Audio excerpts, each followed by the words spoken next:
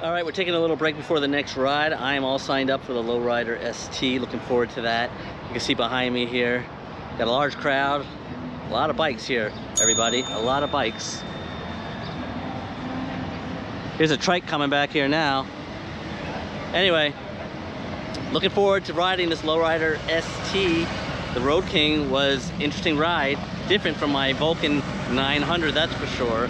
And I can't wait to tell you all about how I feel about this. But check it out. It is a beautiful day here and big turnout with a lot of bikes.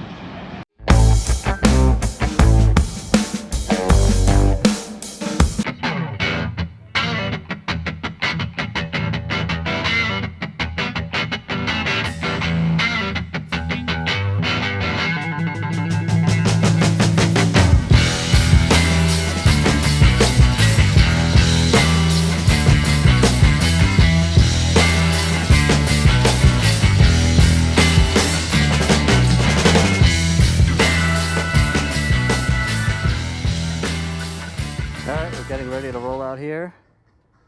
I'm on the Lowrider ST. This looks like everything is stock. It has pegs here, you can see, and this fixed fairing, so when you turn the wheel it doesn't move, which I like. This is my first ride with a fairing.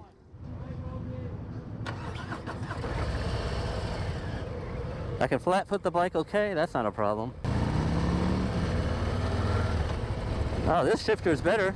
Woo! Oh, happy! Alright, we are on our way. These stock pipes don't sound nearly as good as the Road King Stage 2. Can't expect it to, it's not comparable. The shifter on this one is also a lot lighter. A lot lighter.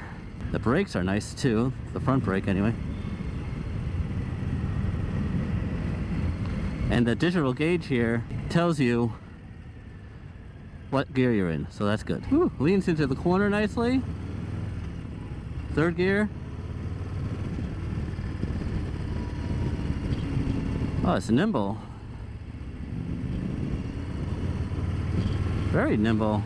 The mid controls, my feet are up, so I'm not as stretched out, relaxed, which I don't know how I feel about that. Okay, guy. You're supposed to be a staggered formation here.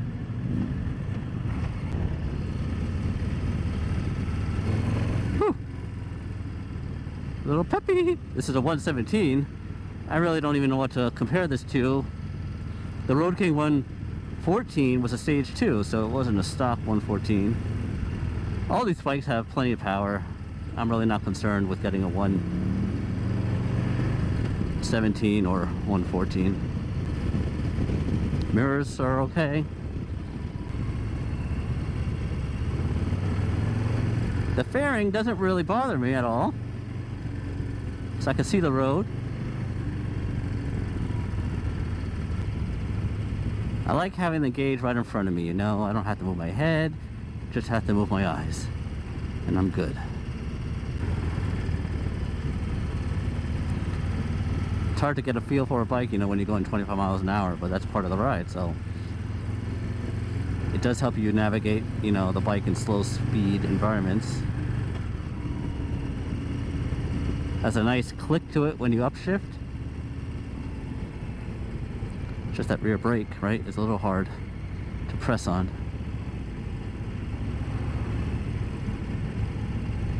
I think I would definitely maybe do forward controls and floorboards with this, just to get that relaxed with some pullback bars. Good to be back out on the road. Harley demo day. Second Harley I've ever ridden. Yeah, that rear brake is hard to press down on. Stock pipes don't sound good. I know what that is. I got stock pipes on my Vulcan. You know what? It's temporary. I know that. I got a bike, I'm happy. It's temporary. It's a little nerve-wracking, you know, when you're so used to your bike and you're riding a new bike for the first time and you're in a group environment like this. It's a little stressful.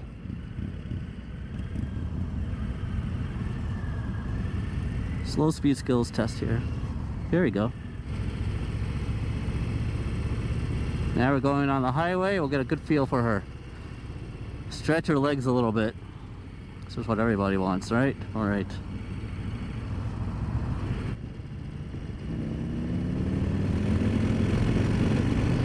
All right, I'm 60 in fourth gear. That would never happen on my Vulcan.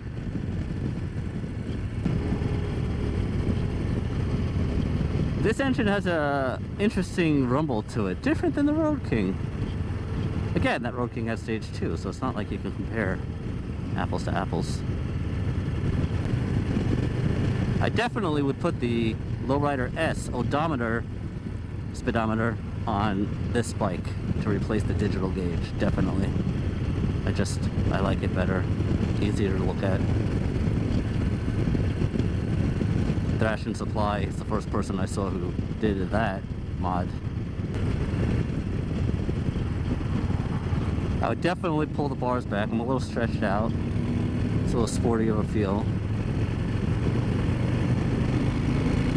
Look at that passing power. Look at that passing power! In fourth gear!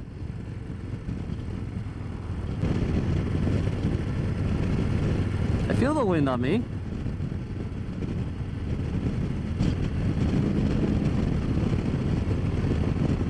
So I don't know what the fairing is really doing, you know, but hey.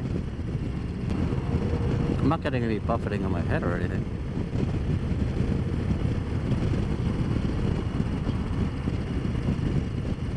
You can see the road pretty good. Good visibility. I feel like the brakes are better on this, to be honest with you. They're more responsive. Yeah, I guess I'm up higher RPMs, huh?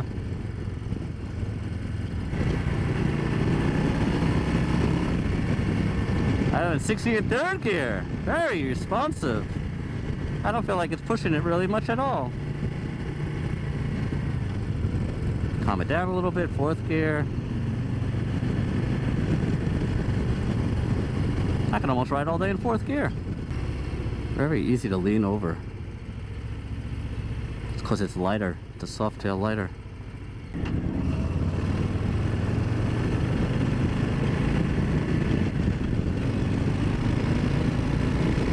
And we're back on the highway. Woo! Alright, that was 70. In fifth gear. 74. So much smoother at high speeds compared to my Vulcan. It just is. I don't know if it's the power, it's the frame. I don't find the suspension to be really bad at all. Just the arms are a little stretched out for me. Just the arms. I need better bars.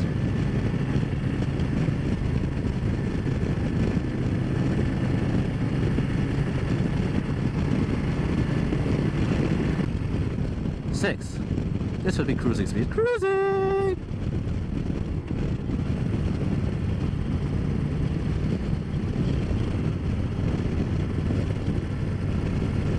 I feel the wind on me.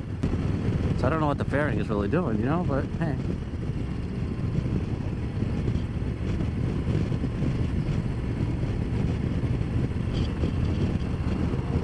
I'm not getting any buffeting on my head or anything.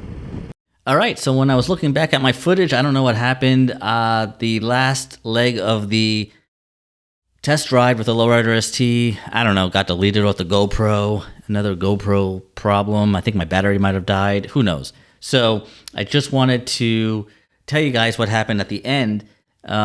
Finished the ride, really enjoyed the Lowrider ST. I have to tell you, it was a much lighter bike than the Road King. I felt it right away when I got on. It was much more nimble on the road, turning, leaning. Not that the Road King, I had a problem doing it. It's just a big difference. This was more like my Vulcan in terms of weight. And the more I think about it, the more I really enjoy having that fairing there. It just blocks the wind a little bit better on the highway. And you never know when you're going to be on the highway. I think you could ride for hours on this bike on the highway and not really have a problem. I think it does a much better job than the Road King windshield, which I didn't feel blocked much of anything. I mean, I didn't really ride a lot on the highway at high speed, so it was hard for me to tell. But in any event, there's so many good things about this bike that I enjoyed, and now understand why everybody loves this bike so much. And the negatives, frankly, like the aesthetics with the bags, different sizes, I don't think that would be a deal breaker. And I think everything else with some modifications, putting the floorboards and forward controls on there, raising and pulling back the bars a little bit. This is stuff I would do on almost any bike I would get. So I'm not looking at that as a negative for this bike. Other than that, I really don't think... Oh, and I would definitely do the odometer relocation like Thrash and Supply did. I really love that. I just love the way that Lowrider S odometer looks versus the digital one on here. But, again, those are more cosmetic things, and I do that over time. I really enjoyed this bike, and I think, frankly, this might be the front runner right now. So thanks for watching. Please like and subscribe. Check out the channel, and I will catch you on the next video.